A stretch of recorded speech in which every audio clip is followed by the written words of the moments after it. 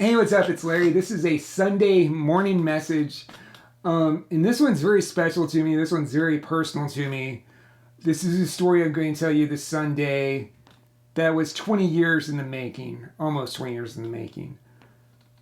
And it's really incredible what God does, when God does it, and why God does it. But before I get to that, my last Sunday morning message, I did neglect one thing. The last Sunday morning message was God has something better waiting for you on the other side. I gave the example of Noah getting on the ark. I gave the example of the disciples. But I don't think I gave the example of Job. So the ultimate, God has something waiting for you better on the other side. If you trust him and give it to God, he has something better waiting for you on the other side. The ultimate example of that is Job. If you have never read the book of Job, read that. It is incredible, and God has something better waiting on the other side for Job.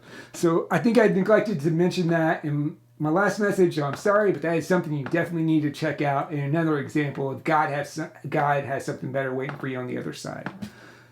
But so this week's message, this Sunday morning message, is called forgiveness. It's about forgiveness. It's about loving your enemy, not your friends, your enemy. And this comes straight from Matthew 5:43. Let me read that to you real quick. Matthew 5:43. You have heard that it was said, love your neighbor and hate your enemy. But I tell you, love your enemies and pray for those who persecute you, that you may be the children of your Father in heaven. He causes his sun to rise on the evil and the good, and sends rain to the righteous and the unrighteous. If you love those who love you, what reward will you get? Or not even the tax collectors doing that? And if you greet only your own people, what are you doing more than others? Do not even the pagans do that? Be perfect, therefore, as your heavenly Father is perfect. Well, first, it's impossible for us to be perfect, but it wasn't impossible for God, right? So the only way we can be perfect is through God. So now let's talk about the love your enemies part. That's tough. It's tough. That's really tough. Have you ever had somebody that you just didn't like? For whatever reason, you did not like this person.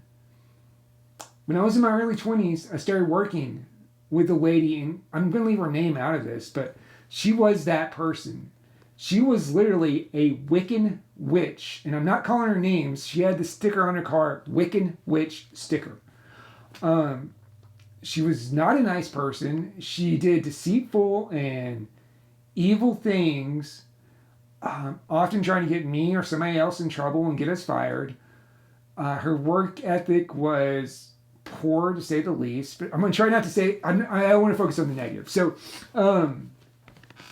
she wasn't a very likable person to begin with, right?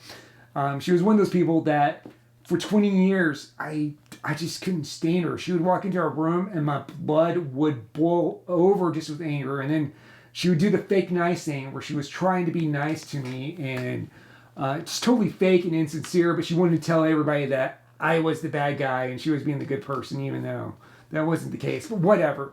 So this went on for 20 years, and I got sucked into her trap, right? She was my enemy. I would get sucked into her trap. She would do something bad, and I have to admit, I wasn't walking with Christ as strong as I am now. And I would retaliate and do something back to her. And then she would do something, and I would do something. And both of our lives were filled with hate and anger. And this went on for almost 20 years. I mean, I worked with her for almost 20 years. Then 2020 happened. And I started growing really close to God. I started growing closer to God than I ever been in my whole life in 2020. It was a crazy year for all of us. We had COVID. We didn't know what was happening. I made the decision then to run to God. Even though I'd been walking with God, I'd been baptized, I'd been saved, I was still trying to keep one foot in the world and one foot with God. You know what I mean? I wasn't sure. I was a Christian, but I wasn't. I was kind of a 1 hour a week Christian, or I would study a little bit here and there before 2020, but I'd read the Bible here and there, and I'd feel compelled to learn more about it, and I went through phases where I was really into the Bible and then I wasn't.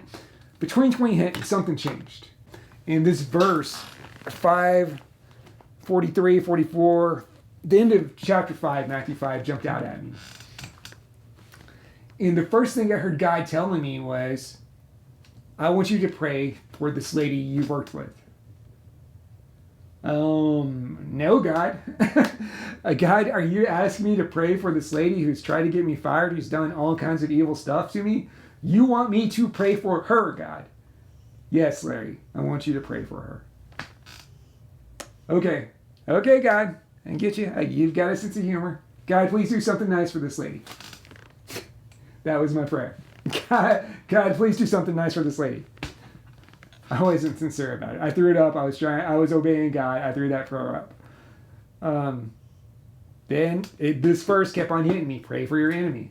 Next day, God, pray for this lady.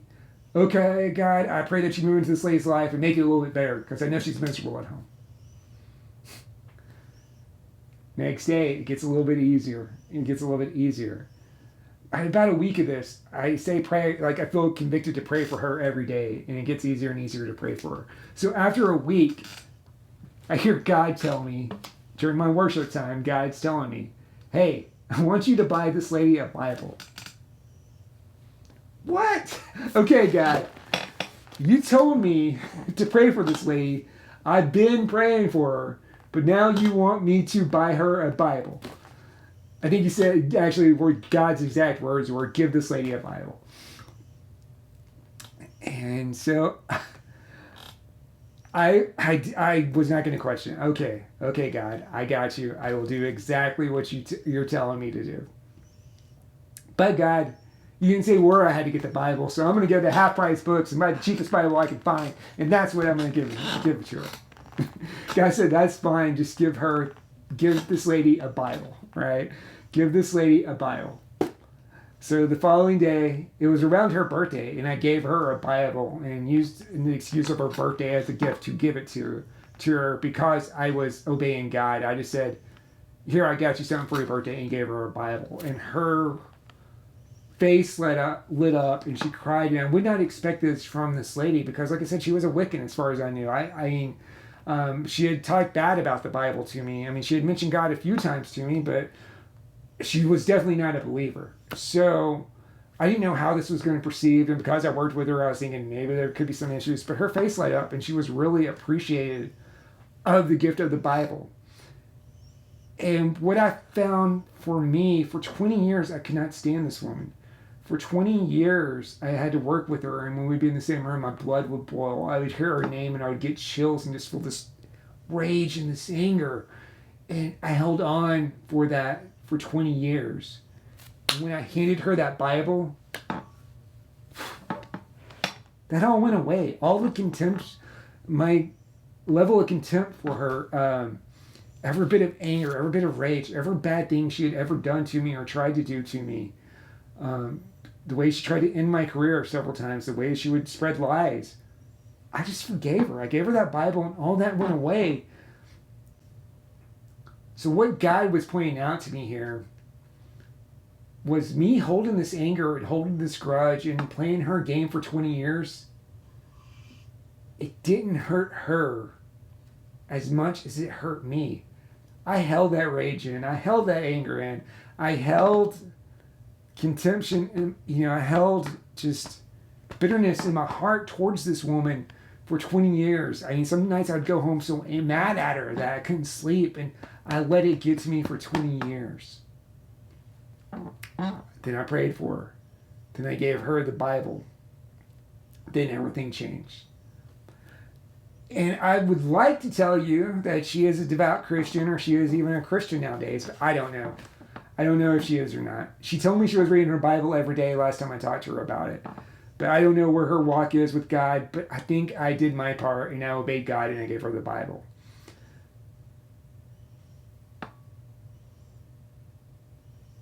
And when I did that, the way I felt, the sense of relief, the sense of calm, the angerness, the bitterness the enemy had planted in me towards her went away, and now no matter what she does, and I haven't heard of her doing anything. I don't work with her directly anymore, but I haven't heard of her doing anything towards me or malice towards me or anybody else. I don't know what she's like now, is my point. But I know for me personally, when I did that, that changed. So listen to God when He says, pray for your enemies. You know, even it's easy to pray for the people you love. It's easy when you're concerned about the people you love. But God has a plan. And sometimes you do need to pray for your enemies or the people you don't like or the people you think don't deserve your prayers or the people you don't want to pray for. But God has a purpose, right? God has a plan. So I'm going to ask you, who do you need to forgive today? Who's on your heart? Who don't you like? Who are you holding resentment towards? I'm just going to dare you. I'm going to challenge you. I am going to beg you to just shut your eyes and imagine that person, that one person right now that you don't like. For some of you, it may be easy. Some of you, it may be hard. For some of you, it may be impossible. Maybe there's not that person. Shut your eyes and imagine that person. And now pray for him. Say a quick prayer for him. 5-second prayer. Tomorrow do a 10-second prayer. The next day, try to get to a 30-second prayer. And listen to what God's telling you about that person. Because whatever you're holding in here, the anger, the bitterness you're holding in here, it's not affecting them, it's affecting you. And for your relationship to improve with God, I firmly believe you have to let that go before you can walk with God. Before you could walk with God like God wants you to walk with Him, you have to let all that anger, all that rage go so you can walk with God in love. I mean, God forgives us. God's forgiven you if you've asked Him to. God's forgiven you of whatever sin you've asked Him to forgive you for. There's only one sin He can't forgive you for, or He won't forgive you for. So God's forgave you for whatever you have done. So who are you not to forgive somebody for what they have done to you?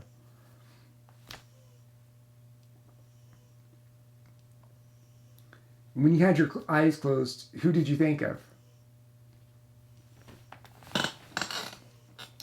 Maybe it's yourself you need to forgive.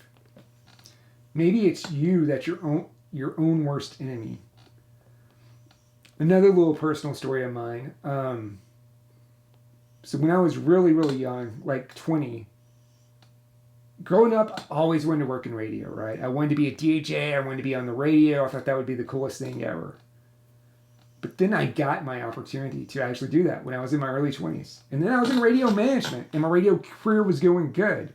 God was actually being faithful to me and giving me the exact career I wanted and prayed for. But instead of honoring God, I did the exact opposite. I got lost in a lifestyle that was probably very dishonoring to God. I got lost in a lifestyle of booze and partying and just a lifestyle that's not very healthy. And instead of focusing on my radio job, which was so important to me, I was more concerned about where my next drink was going to come from or where my next party was going to be at. And so I didn't last long at this radio station. I only lasted about 3 years. And then I went to work for another radio station. Same thing. I had the same bad attitude towards that radio station. I was actually even more bitter because I had been fired from the first radio station that I really loved. And I felt a sense of entitlement and I should have never been fired. Even though now, looking back as an older man, I understand exactly what happened. But then I got fired from the second radio station. And then that caused me to drink more. And I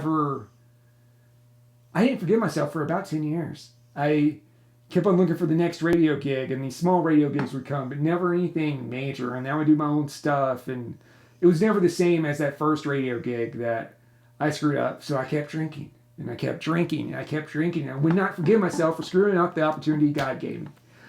And at the time, I didn't even think it was an opportunity God gave me. I thought it was an opportunity I actually earned. But I would not forgive myself for that, right? I would not forgive myself. So I'd rather be drunk and lost in a bottle than actually talk to God about it. And somewhere around, 10 years later, I found peace and I found understanding. Looking back as an older guy, I realized what was going on, and I was the problem. I was taking the situations I was put in, I was taking, not taking advantage, but I was taking for granted the situations God put me in. God was being faithful. God gave me my dream career, and I screwed it up. So it wasn't fair, or it wasn't it wasn't fair of me to think God should keep giving me those opportunities, right? And it wasn't realistic for me to expect God to keep giving me those opportunities because I messed up. And I had a really, really hard time forgiving myself of that. But then eventually I did. And I let it all go, and I came to peace. And then I mean, to this day, I wish I would have done 1,000 things different with my radio career. I really do. I wish I would have done a million things different in my radio career. But I think God wanted to teach me a lesson and show me how easy it is to get lost in that industry, how easy it is just to turn away from Him when He's being loyal to you. And I think, He had a plan for me to experience that, He had a plan for me. He used that as a plan for me to show me that I need to forgive myself as well. So the Sunday morning message is about forgiveness, and it's about praying for your enemies.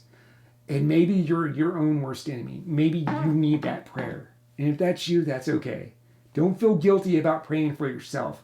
Maybe instead of running to a bottle tonight, you run to God tonight. Instead of grabbing a beer and a six-pack, you grab your Bible. So I'm just going to tell you, drinking, this is very controversial, but drinking isn't a sin. The sin is actually being a drunkard. Having a beer or two isn't a sin, but when you get carried away and use that as your crutch and you put that before God, that's when it becomes a sin, and that is so easy to do. So if you have something you're holding on to, if you have something that you need to forgive yourself for, whether it's like me screwing up a job, maybe it's screwing up a relationship, maybe it's a drug addict, I don't know what it is. I'm not even going to speculate on what it could be. But maybe there is something you haven't forgiven yourself before, and that's hindering your life, and that's hindering your walk with God. Forgive yourself. Talk to God about it. God's going to forgive you of it. Forgive yourself.